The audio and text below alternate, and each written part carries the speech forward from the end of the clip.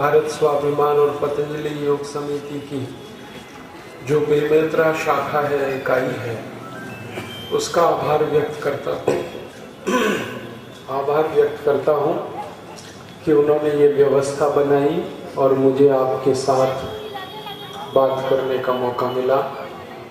मैं आपसे भारत स्वाभिमान के विषय में कुछ बात कहने आया हूँ। परम पूजनीय स्वामी रामदेव जी ने भारत स्वाभिमान नाम का एक अभियान शुरू किया है। सारे भारत देश में ये अभियान पिछले करीब 2.25 वर्षों से चल रहा है। 5 जनवरी 2009 को ये अभियान प्रारंभ हुआ और इसकी शुरुआत हुई हरिद्वार से। अब धीरे धीरे भारत के करीब 600 जिलों तक हमारा ये आंदोलन पहुंच गया। इस समय भारत स्वाभिमान के इस आंदोलन में 2,50,000 योग शिक्षक सारे देश में अपनी सेवाएं दे रहे हैं और आने वाले 2 वर्षों में 11 लाख योग शिक्षक इस आंदोलन में और आने वाले हैं। अगले 2 वर्षों बाद हमारे पास 13,50,000 योग शिक्षक हो जाएंगे और उसके बाद हम इस अभियान को भारत के गांव-गांव तक पहुंचाएंगे। आपके मन में प्रश्न आएगा कि इस आंदोलन को गांव-गांव पहुंचाने का उद्देश्य क्या है? इसके 2 उद्देश्य हैं। पहला उद्देश्य है भारत देश के हर एक नागरिक को, हर एक व्यक्ति को स्वस्थ बनाना, निरोगी बनाना। हमारे भारत के नागरिकों की जो बीमारियां हैं उन सभी को दूर करना, ये हमारा पहला उद्देश्य है। और दूसरा उद्देश्य है भारत देश की जो व्यवस्था में बुराइयां आ गई हैं उनको दूर करना। जैसे गरीबी है, बेरोजगारी है, हमारे देश में बढ़ती हुई महंगाई है, भ्रष्टाचार, रिश्वतखोरी, आतंकवाद, नक्सलवाद, ऐसी बहुत सारी भारत में समस्याएं हैं, उनको भी हम हल करना चाहते हैं। एक तरफ भारत देश के नागरिकों को स्वस्थ बनाना है और दूसरी तरफ अपने देश की जो समस्याएं हैं इनका समाधान करना है। आपके मन में सवाल आएगा कि हर भारतवासी को स्वस्थ बनाने के लिए क्या करें? इसके लिए हम हर भारतवासी को योग, प्राणायाम और आयुर्वेद, इन तीनों के बारे में बताना चाहते हैं और इन तीनों की मदद से हर भारतवासी स्वस्थ हो सकता है। योग से, प्राणायाम से, आयुर्वेद से हम हर भारतवासी का इलाज कर सकते हैं। तो हम गांव-गांव जाकर लोगों को यही सिखा रहे हैं। सारे भारत देश में हर दिन हमारी 1 लाख योग कक्षाएं लगती हैं और इन 1 लाख योग कक्षाओं में 2,50,000 योग शिक्षक हर दिन लोगों को योग प्राणायाम सिखाते हैं और करोड़ों भारतवासी इस योग प्राणायाम को सीखते हैं और अपने जीवन में उससे बहुत सारा लाभ उनको मिल रहा है। पिछले 10 वर्षों से लगातार परम पूजनीय स्वामी रामदेव जी भारत के अनेक स्थानों पर शिविरों का आयोजन कर रहे हैं और उसमें बहुत सारे भारतवासी अपनी अपनी बीमारियों से ठीक हो रहे हैं। एक आस्था चैनल भी शुरू किया है जो सुबह सुबह 5 बजे से 7:30 बजे तक परम पूजनीय स्वामी जी के माध्यम से सारे देश को योग प्राणायाम सिखाता है, आस्था चैनल। और इस पर बहुत सारे योग प्राणायाम के शिविरों का कार्यक्रम आता रहता है।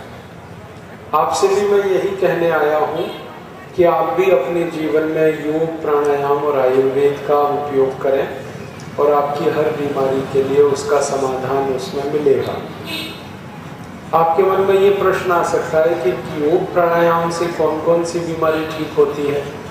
हमारे शरीर की हर बीमारी इससे ठीक होती है और ऐसी बहुत सारी बीमारियां जो किसी भी दवा से ठीक नहीं होती, वो योग प्राणायाम से ठीक होती है। जैसे एक बहुत खराब बीमारी है, उसका नाम है डायबिटीज। ये डायबिटीज़ नाम की बीमारी, शुगर की बीमारी एलोपैथी चिकित्सा में, अंग्रेजी चिकित्सा में कभी भी ठीक नहीं होती, लेकिन योग, प्राणायाम और आयुर्वेद की मदद से ये बीमारी बिल्कुल ठीक हो जाती है। इसी तरह से एक बीमारी है हाई ब्लड प्रेशर, उच्च रक्त दबाव। ये बीमारी भी एलोपैथी चिकित्सा में ठीक नहीं होती, लेकिन योग, प्राणायाम और आयुर्वेद से ये भी ठीक होती है।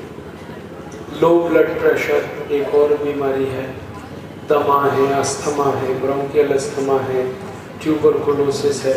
ऐसी बहुत सारी बीमारियां हैं जो योग प्राणायाम से बहुत जल्दी ठीक होती हैं, आयुर्वेद से और जल्दी ठीक होती है। तो आप सभी अपने जीवन में योग, प्राणायाम और आयुर्वेद का अगर पालन करेंगे तो बहुत सारी बीमारियां आपकी ठीक होंगी। आपके मन में ये सवाल आएगा कि कौन सी बीमारी के लिए कौन सा प्राणायाम करना है और कौन सी बीमारी के लिए आयुर्वेद की कौन सी दवा लेनी है। यही आज मैं आपको बताने आया हूँ। आप अपने जेब से अगर पेन निकाल लें, कागज़ निकाल लें, डायरी निकाल लें और लिख लें तो आपको बहुत लाभ होगा। मैं आपको कुछ बीमारियों के बारे में बताऊंगा जिनका हम अपने योग, प्राणायाम और आयुर्वेद से कैसे उपचार कर सकते हैं। हर गंभीर बीमारी, उसका इलाज हम अपने घर में ही कर सकते हैं। हमारे भारत में करीब 100 करोड़ लोग बीमार हैं इस समय। 120 करोड़ की हमारी आबादी है और 100 करोड़ भारतवासी बीमार हैं। 5 करोड़ 70 लाख भारतवासियों को डायबिटीज़ का रोग है।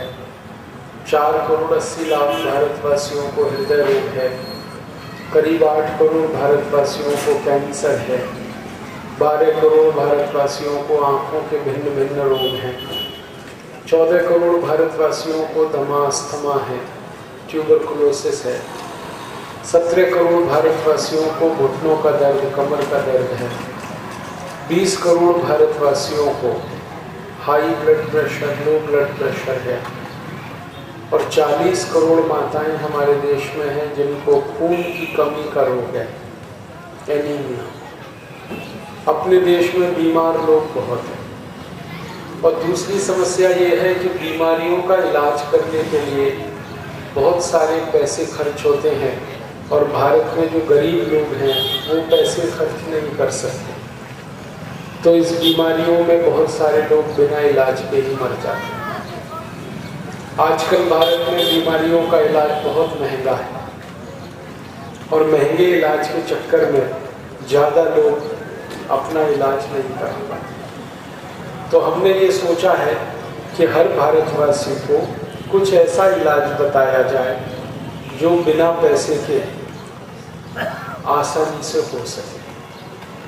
तो मैं आज आपको बहुत सारी बीमारियों के ऐसे ही इलाज बताऊंगा जिसमें पैसा भी खर्च नहीं हो और बीमारी भी ठीक हो।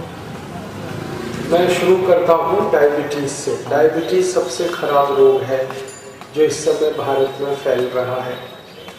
थोड़ी देर पहले मैंने कहा 5 करोड़ 70 लाख लोगों को ये रोग हो चुका है और 3 करोड़ को होने वाला है। और ये रोग में हमारे अंग्रेजी एलोपैथी में एक ही दवा है जिसका नाम है इंसुलिन।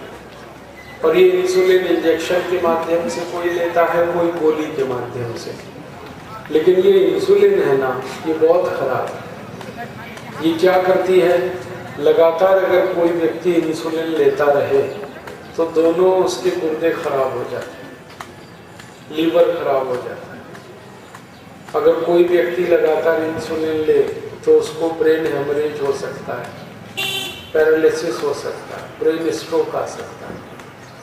लगातार इंसुलिन कोई लेगा तो उसकी आंखों की रोशनी चली जाती है, अंधापन आ जाता है, नपुंसकता आ जाती है, इम्पोटेंसी।